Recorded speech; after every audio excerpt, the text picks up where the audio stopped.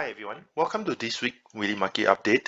As usual, we will see what happened on last Friday with a strong jump of 380 point on last Friday closing. I post actually a week winning weeks after the strong start of the earnings season. As I mentioned, if you have been following my YouTube, my videos, or you have joined my the public Telegram group, right? Then you may have benefit somehow, or rather I will show you why later. So for people who have joined my public Telegram group, hopefully you guys have benefited from some of the certain counters, of some of the signal, or some of the sign which I have shown you guys as well. So remember, before continue this video, remember to like and share, and remember to join my public Telegram group as well. So firstly, like I mentioned, what causes the market to go up mainly is because, right, last week is actually the earnings season kickstart from the financial sector like JP Morgan's, Morgan Stanley, Goldman Sachs, so on and so on. So basically their earnings report is have a good earnings report for this third quarter. It's better than expected. So that is why it caused the market, the three major indices, to close the week higher and are positive on the month itself. So this is what happened on last week. Everyone is actually looking into it or the earnings report, because this will kickstart for the continuous sectors as well. So not only that, I think it's because of the retail sales post a supplies increase in September, all right, raising 0.7%. This is what actually the economists actually poll that they are expecting a 0.2 decline, but it's go the other way, so it bring the market sentiment more at the bullish side. Not just only that, if let's say you have been trading on the cryptocurrency, you should know that Bitcoin has crossed 60,000 level.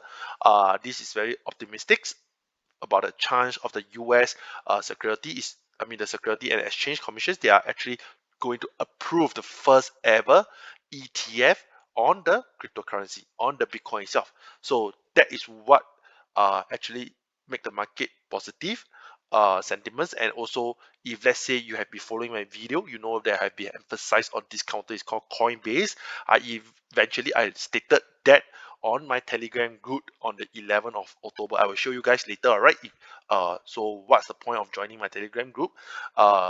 Next, so this is the news. The first Bitcoin futures ETF in the US is set to begin trading next week. So ETF, we know that is this exchange traded fund, usually funds is quite stable, quite safe. And if let's say they are going to use Bitcoin as the underlying, right, eventually I think sooner or later Bitcoin will be recognized, even though it's right now recognized already, right? But it will be more stable going forward, all right? The thing is that right now, what will cause Bitcoin to go at the downside will be actually the regulation from the China itself. China has started to step in, try to ban Bitcoin miners, this and that. So right now, we shall see who will be the winning on this game. Whether it's China to make the whole market to cram down on it, or the whole world, which is using Bitcoin, will make this market go even bullish. All right, maybe going to the six figure of 100,000. We will never know. All right, so coming weeks, this is the earnings report for last week itself. So everything seems positive. Can you see now? It's way better than the forecast. So, but the thing is that if let's say you are holding any of the counter, right, you might be puzzled that, hey, how come the earnings report is good, but my stocks actually dropped? It's because buy on rumors, sell on news, right? Because yes, people might be profit taking because they believe that after this great news, right, there is no additional strength to push the market go even higher. So there might be profit taking along the way, but it doesn't mean that it's downside for the counter itself. All right. So for fundamentally, it's strong on the figure itself, and not just only that. If let's say you're on the aviation industry, aviation sector, Delta Airline was the first industry of the airline industry that report their earnings report is good, but I think the price is the chart is trading the other way around. It's coming down. I think it's maybe the company have some comment on their next quarter earnings report, or given some profit guidance on their upcoming report as well. So you can actually read up what causes it, that the market sentiment change for airline itself. So this will actually result and make people more worried on the next week upcoming earnings report for United Airline Holding as well, if you are still into the aviation industry. All right, so next week there is a big major earnings report such as Netflix, If you watch Squid Game, which I mentioned, right? Squid Game is actually right now the hottest. If you have been in the Facebook, people have been talking about the games, have been talking about Squid Games, how good is it, how popular is it, even the cafe, it actually surged the demand of Netflix, right? So this might give a boost on the third quarter report for Netflix. We'll be looking at a chart as well. Not just only that, the major EV leaders, all right, in the industry, Tesla, its earnings are report. I think there's many positive side for the upcoming third quarter. You can look at the chart which I shared with you guys as well. It's breaking the ascending triangle, breaking the resistance again and again, breaking the 760 resistance. So we will see what is their earnings report. Will there be a flip flop on the coming week, or will there be a all-time bullish earnings that make Tesla to re take back the all-time high which set previously. All right, we will review the chart later. All right, so there's many of the shares earnings report for the coming week. Pay attention if let's say you're holding of the particular counter, whether you want to hedge it, you want to reduce your positions, you need to decide. All right, so this is the Telegram group. If let's say you join my public, so this is on 11 October. Yes, I give some some sweet candy because I think I would like to thank the public for joining me as well. So I give some straight signal. This is LVS Las Vegas. I've been saying it's because it's at the major support level. I think it's good for a risk reverse. I mean a risk management position is good. I mean, just manage your risk and then you can write on this as well. So it's a good risk reward. Then it's a free public for the free signal for the public. And then next on the 11th October, right, I also mentioned that Bitcoin may retake back the all-time high at 65,000. We are right now at 60,000. It's just 5,000. Maybe can be just a day market trading hours to hit 65,000. It's the maybe last boarding pass for the Coinbase Global. Remember the date, 11 October. We will review where is Coinbase if let's say you have joined. If let's say you have take action on this Coinbase, I took this action previously. Right now, there's one huge ride, and I ride through the wave. All right, because I believe I put my stop loss, it does not trigger, I'm still holding on it, and right now my losses turn profit. Lastly, is actually on the Singapore counter. One of the counter is Keppel Corp. I announced on 14 October. The date is very important. We will see how and where is the stock standing later on from the chart perspective. All right, remember we'll recap this again. So next, let's look at a major time frame. The major indices first. We will look into the Dow Jones first. So Dow Jones, which I mentioned, right? I remind bearish. There I say that we are waiting for these 200 days to catch up. It's eventually closer to there, and then it bounce back. I say that it break and close above 35,000. All right, the bull may intact. So it actually the next day on the Friday itself, the price opened close to near to 35,000, and eventually it keep going higher. All right, so this is actually a very good bullish sign. Of course, for the coming week, because of earnings report, it might be ding-donging between, but right now, it break above this 35,000 is a good sign that the bullish is still there. All right, so we will see DJI might recapture the all-time high one again. All right, so my view is actually bullish for the indices itself. All right, I believe that it may recapture the all-time high again. All right, so let's move everything aside. So we just put this. All right, just delete. All right, so we might see that it may capture the all-time high again. All right, there must be something down, but of course, where to enter is very precise. You guys have to watch out. The risk reward, where to enter, where is your stop loss. If you want to change, your profit might be limited. Your risk might be at a large side, so you might want to wait for a decent pullback, or you might want to just go for the market order itself. All right, so my view on this on the 16th October, so may retake all-time high, which is at 35,625. All right, so that is my view for Dow Jones for the upcoming week. So if let's say you break, then we will see at the next level. Of course, you can use Fibonacci extension to see where's the next resistance level. All right, so we can just go ahead, or you can actually just do it by doing a round figure, 36,000, subsequently 37, 38. All right, slowly one by one step go up. All right, so that's the view for DJI. And then before that, right, let's look back at what I've mentioned lah. So firstly, what I said just now, right, on Coinbase.